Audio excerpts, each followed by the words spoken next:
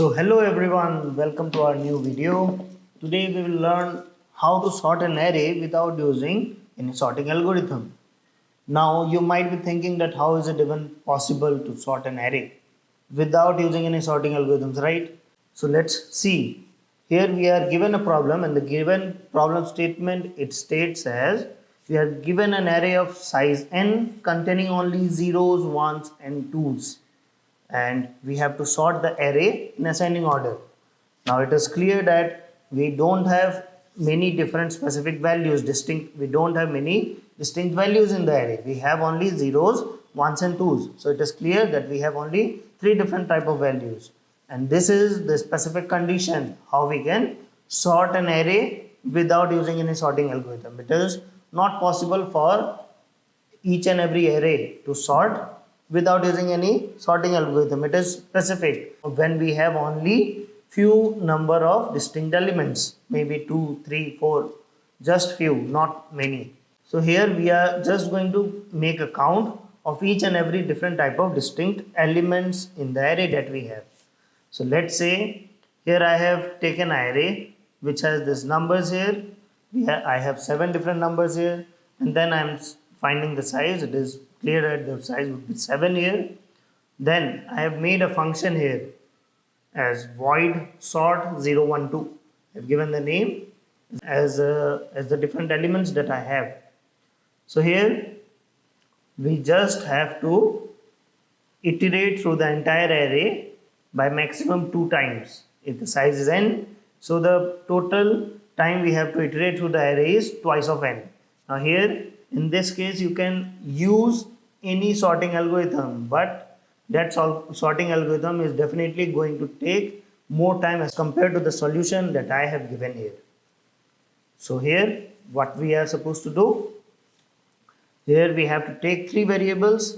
I have taken here as count 0, count 1 and count 2, which is going to take the count of each and every element in the array. So I will first iterate through the entire array here from the first index till the last index, and every time I will keep on checking. If the element is equal to 0, then I will increment the count for the count 0 variable. Else if the element is equal to 1, then I am going to increment the count for count 1 variable. Else I am going to increment the count for the next element, which is count 2. This is how I am going to get the count, that how many zeros, how many ones and how many twos I have. Now after I am done with getting the count, now I don't need the array again. Here we can take a new array to store each and every number there in a sorted way, but it is not necessary. We don't need to create any extra memory space. So here we just have to take the same array, and inside the same array what we will do, we will simply keep on storing those many zeros, then those many ones and those many twos. Let's say in this given example we have 2 zeros, 2 ones and 3 twos.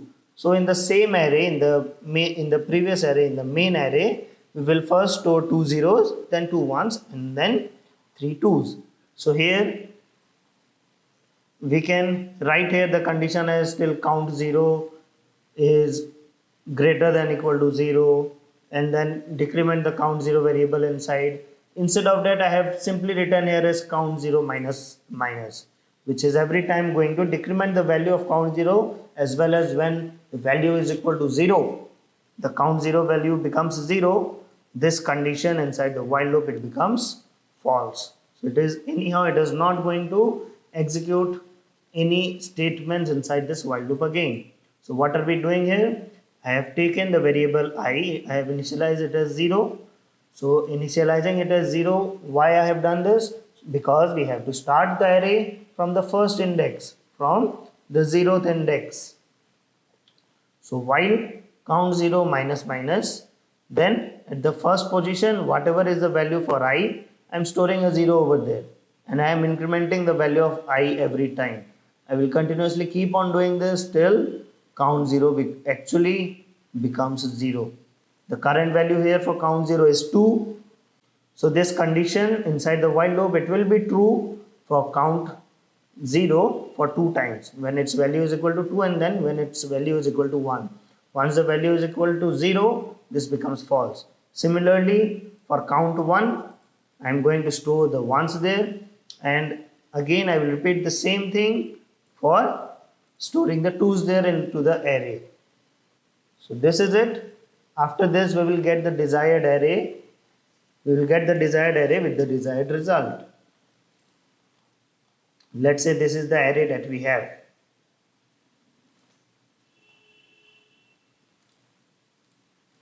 After this while loop is over,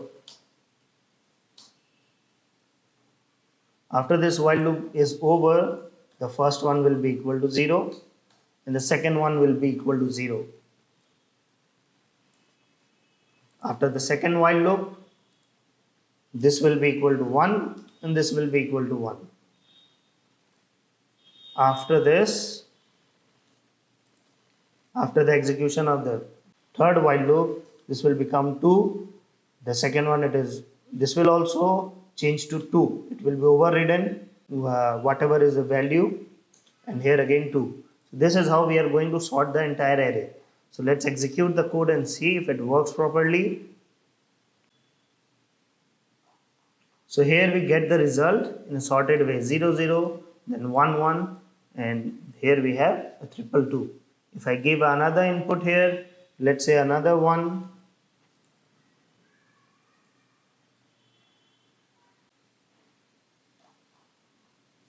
so here again we have 2 zeros, 3 1's and 3 2's. This is how we can sort an array without using any sorting algorithm. Now the condition is very specific, that we have very few distinct elements, and if we are using any sorting algorithm, that sorting algorithm is definitely going to take too much of time as compared to this method, because here we don't have to iterate more than twice of n. Anyhow it will be of the complexity of order n. We don't have to compare much values, so that is the reason why it takes very less time. So if you have any doubts or if you have any confusion, you can definitely write it down in our comment section. We will definitely get back to you. And please don't forget to like, because if you like our video, we get the motivation to make new videos. And don't forget to subscribe to our channel and press the bell icon so that you get a notification whenever we upload a new video. So that's it for today. Thank you very much. Keep learning.